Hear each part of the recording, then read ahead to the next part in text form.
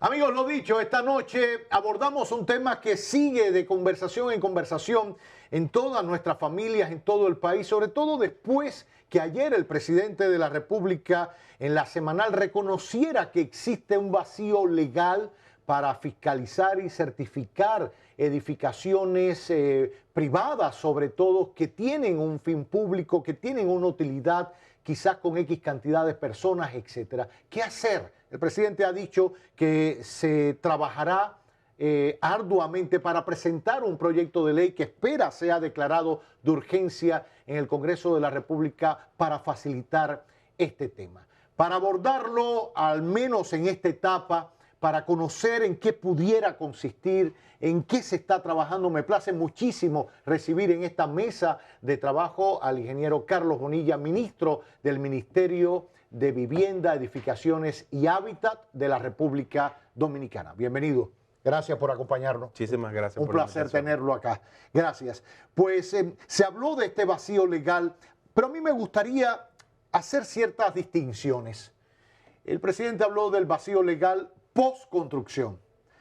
Desde el punto de vista de la construcción en sí, viéndolo desde que te dan el permiso de suelo o lo que da el ayuntamiento, participa en una serie de instituciones, por eso se ha creado una ventanilla única también para otorgar permiso a los constructores. Eso está garantizado, está regulado, está controlado, se garantiza seguridad en esa etapa de la construcción hasta llave en mano, hasta que se concluye.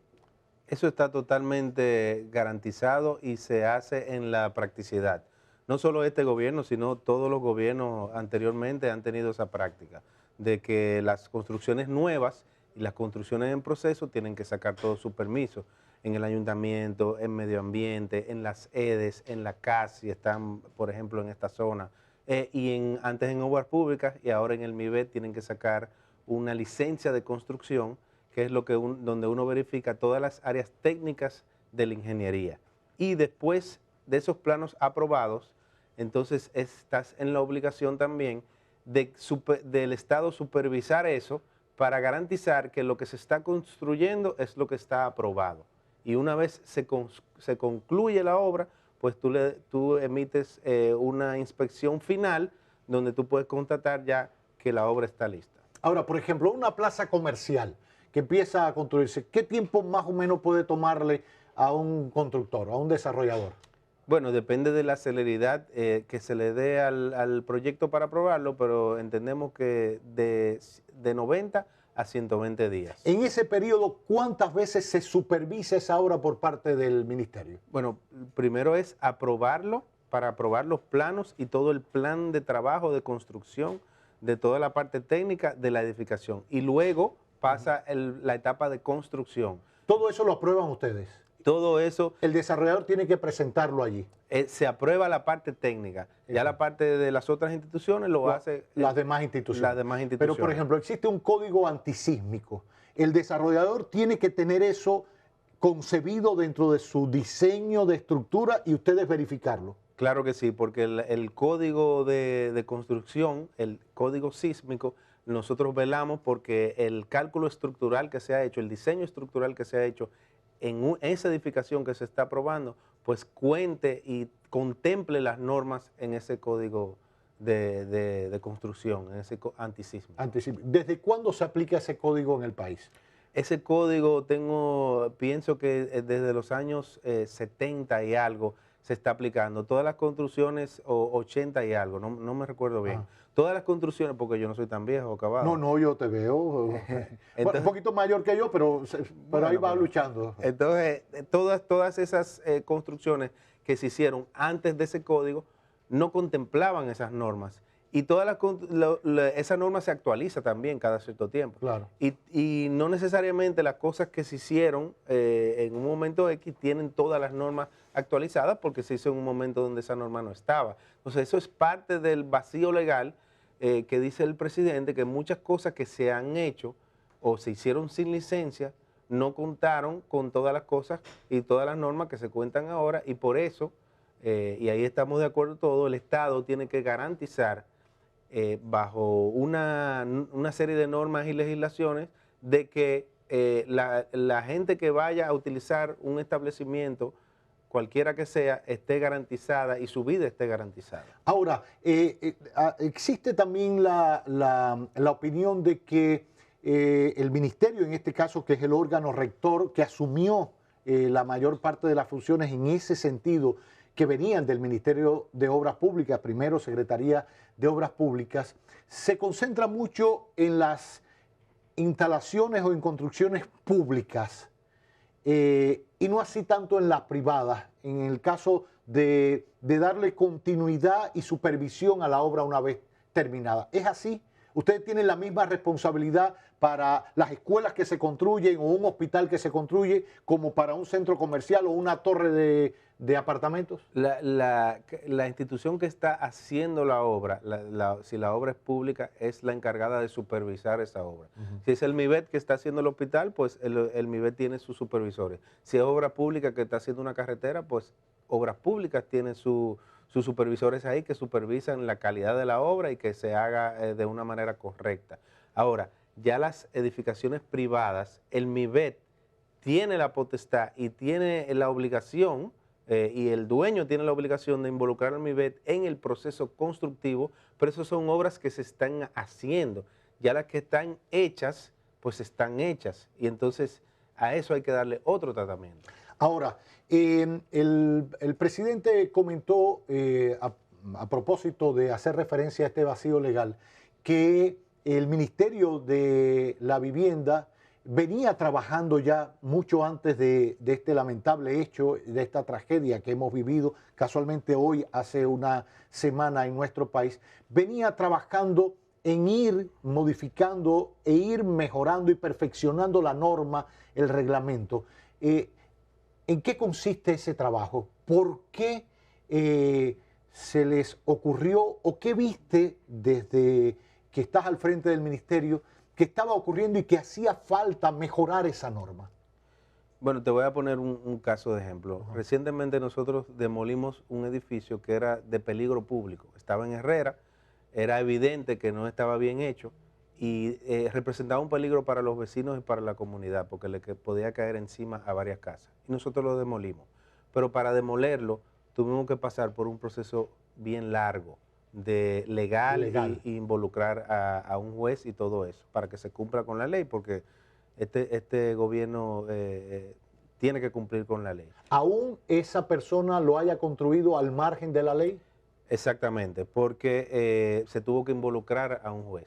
Entonces, nosotros estamos modificando la ley para tener más elementos coercitivos y más claros para poder accionar y para poder llamar al orden a personas que están construyendo sin la debida licencia o sin el procedimiento correcto, para poder tener herramientas efectivas de hacer cumplir la ley y que las cosas se hagan bien. Por ejemplo, el tema de los hoyos, que tanto a la gente le preocupa. De las construcciones. De las construcciones, cuando se hace un hoyo. Exacto. En un edificio que tiene sótano, que hay carros que se han chocado con la valla y han caído en el hoyo, pues hay que ponerle unas vallas.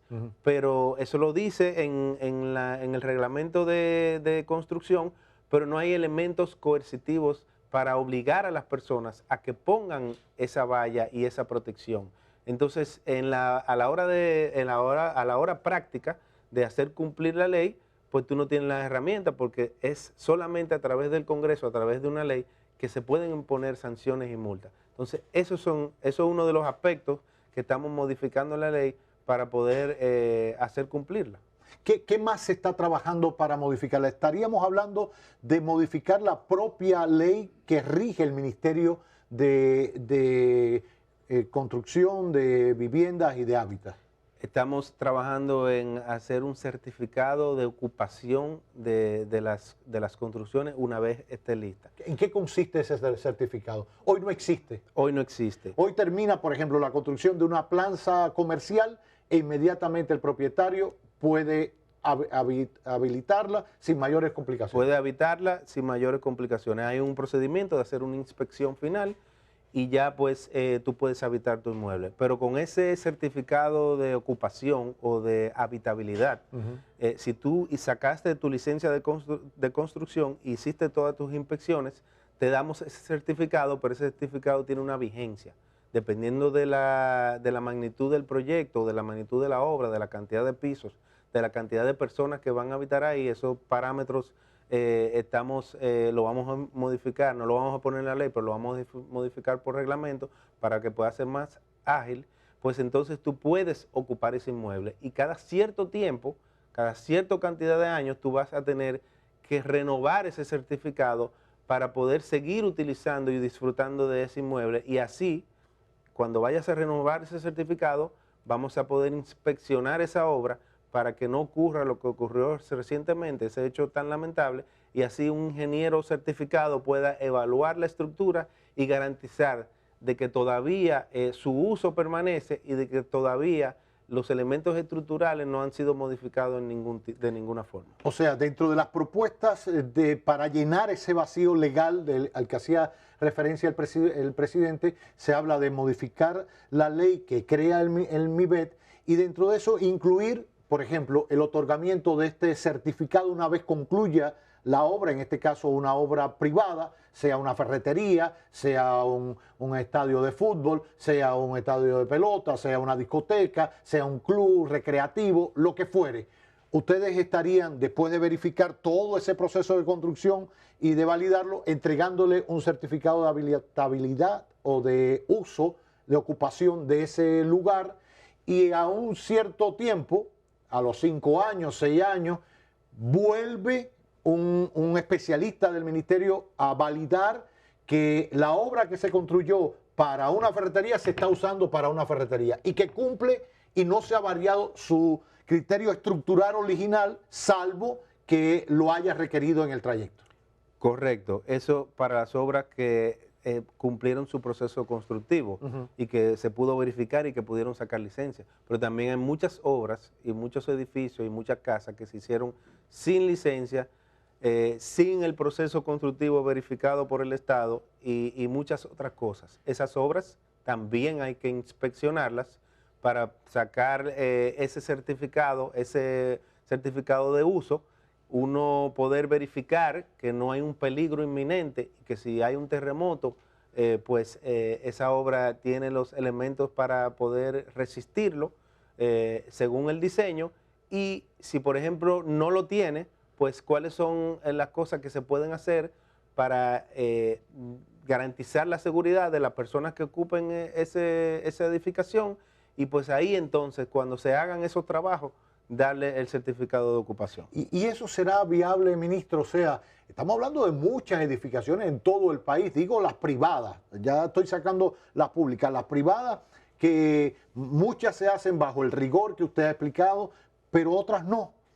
A esas hay que verificarlas y certificarlas y decirle al que la ocupa, hay que corregir esto y eso para yo darte el certificado. Si no lo cumple en ese periodo, la obra mientras o el establecimiento se cierra para evitar la ocupación, se le da un periodo de tiempo para hacerlo. ¿Hay personal desde el ministerio para fiscalizar y regular todo eso en todo el país? Bueno, nosotros hemos tercerizado varios de los servicios que da el ministerio. Primero, hay una lista de evaluadores estructurales ya certificados que hacen eso normalmente, que sería solo ampliar la cantidad de personas que hacen eso para que puedan, la demanda que va a haber, porque eso se va a utilizar más, pues puedan suplirla. También nosotros tenemos compañías que supervisan obras por nosotros, por el ministerio, que tuvieron que pasar un examen y un proceso de selección, y ahí pues también tú no tienes que esperar un supervisor del ministerio, sino que tú puedes elegir una de las 50 y tantas compañías que hay y que te pueden supervisar. También hay compañías que te revisan los planos por el ministerio, que tú no tienes que llevar los planos y que te los revise un revisor del ministerio. Los revisa esa compañía certificada por nosotros y nosotros simplemente validamos ya una última revisión para darte tu licencia de construcción.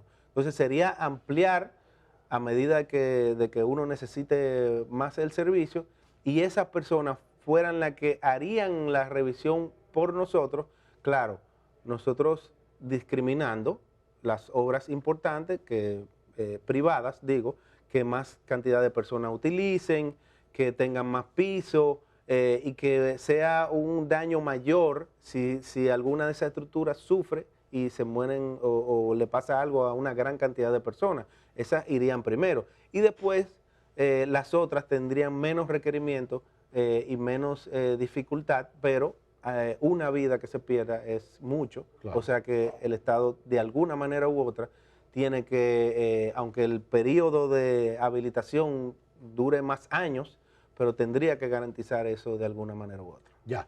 Por último, hemos hablado de las obras construidas, etcétera, privadas. ¿Qué pasa con las obras antes de la década del 70 que se hicieron quizás sin un criterio, un código antisísmico, o era otro código el que existía y como usted bien explicada se ha ido variando? ¿Esas obras públicas y privadas se van a reevaluar, se van a recertificar? ¿Entrarían dentro de todo ese proceso de reevaluación para certificarlas? La respuesta es sí, porque, por ejemplo, muchas de las obras y de las casas que están en la zona colonial, puede ser que se construyeron hace mucho tiempo, que haya un peligro inminente y que se puedan perder vidas. Claro. Entonces, de alguna manera u otra, tiene que haber una revisión que ponga en evidencia si hay un peligro y que quizás categorice el nivel del peligro y que esas obras se puedan atender de una manera expedita, porque yo prefiero siempre saber cuando hay un problema que estar con los ojos tapados y no saber que hay un problema. Claro. Entonces, aunque sí es un tema, porque va a haber mucho trabajo y mucha operatividad, pero entiendo que buscando la tercerización de esas inspecciones y que sea el dueño de la edificación, que cuando tenga que hacer algún trámite, ya sea sacar un contador o pagar un impuesto en la DGI, en base a ese título de propiedad, pues que para hacer eso, la DGI le exija que traiga el certificado de ocupación y entonces ese es el momento donde tenga que hacer esos trámites. Ya, esa es una manera también de regularlo y de buscar una obligatoriedad para ese propietario. Por último, quería preguntarle, hoy se ha hablado mucho de la situación con el edificio que alojó antiguamente la Suprema Corte de Justicia, que ahora acoge, creo que la Corte de Apelación del Distrito Nacional. La Suprema Corte ha dicho que finalmente ha habido preocupación y que van a mudar o van a desocupar ese edificio. ¿Hay algún conocimiento de eso? ¿Hay un riesgo realmente con esa edificación? Mire, la verdad que no he visto el estudio que se ha hecho en esa edificación. Sí he escuchado que hay elementos que hay que considerar para, de alguna manera u otra, reforzar esa edificación, pero desconozco en detalle qué es lo que está pasando ahí. Por último, ¿cuándo estaría sometiéndose tentativamente esta reajuste a la ley que crea el Ministerio de Viviendas, Construcción, Edificaciones y Hábitat, el MIBET, para llenar ese vacío del que hablaba el presidente? Nosotros vamos a hacerle una propuesta al presidente. O sea, ustedes como ministerio. Nosotros como ministerio, de lo que nosotros entendemos que hay que hacer en el proyecto de ley. Y él a su vez le va a hacer una propuesta al Congreso, lo va a enviar. Ya el Congreso tendrá que pasar por su proceso y decidir si esa propuesta se acoge parcialmente o se acoge y cambian algunas cosas o como sea que vaya a pasar. Pero quiero aclarar que al final es una propuesta y que es ya la responsabilidad del Congreso en su total aprobar o no esa ley. Ahora, desde el ministerio, ¿escucharían todas las voces aquí, entre doctores, ingenieros, abogados? Aquí uno da una patada y salen 5, y todo el mundo piensa que es ingeniero y que sabe construir, sabe poner blog, etcétera, etcétera. ¿Escucharían a todas las voces, incluyendo los de la oposición, que puedan aportarle al proyecto? Claro que sí, cualquier propuesta o cualquier iniciativa que sea válida y que sea provechosa, que venga de donde venga, la vamos a escuchar, pero también saber que el Congreso tiene su metodología y escucha a todos los sectores. Tampoco vamos a quitarle las atribuciones y la metodología al Congreso, vamos a dejar que ellos hagan lo que tienen que hacer. Así es, legislar a partir de la propuesta que ustedes presentarán a través del presidente. Pues gracias por explicarnos cómo va el proceso con esta modificaciones a la ley que crea el Ministerio de Vivienda, Edificaciones y Hábitat, que al final rige toda esta obra de construcción en nuestro país, la regula, las verifica, las certifica, y es una manera de dar garantía, de estar tranquilos, de estar seguros de que vivimos en un lugar seguro, hecho con toda la ley, que podemos ir a una cafetería, que podemos ir a un centro recreativo sabiendo que estamos seguros ahí. Y para ello se trabaja en ese sentido desde el MIBET y esperemos en los próximos días que se someta este proyecto de ley para validarlo. Muchísimas gracias por la invitación, aunque no me brindaron prácticamente nada. Nada le brindaron aquí, no me diga, pero la productora no es mía y todo. No, pero como usted vino corriendo, porque incluso dijo, miren, quizás no pueda llegar, pero llegó porque lo tenía ahí atrapado en una reunión. Pero gracias por la oportunidad. A propósito de la situación que se vivió, muy lamentable, y aprovecho para darle mis condolencias a todos los familiares de las personas fallecidas. Pues es un tema que hay que ponerle atención, pero siempre no haciendo que la medicina sea peor que la enfermedad, porque por ejemplo, si se pone algo donde se tiene que supervisar todas las obras con un supervisor del ministerio, pues se pararía el país completo. Claro. Y no fuera viable económicamente ni en términos de recursos humanos. Entonces, lo que vayamos a proponer, lo vamos a proponer de una manera práctica, una manera que se pueda cumplir, porque ninguna legislación, aunque esté escrito, que no se pueda cumplir, pues no es válida. Eso es un principio jurídico también. Entonces vamos a proponer algo que se pueda cumplir, pero que también pueda garantizar las vidas de las personas que están utilizando las edificaciones en el país. Así es. Pues gracias al ingeniero Carlos Bonilla, ministro del Ministerio de Vivienda, Edificaciones y Hábitat, acompañándonos en exclusiva en esta emisión estelar de Telenoticias.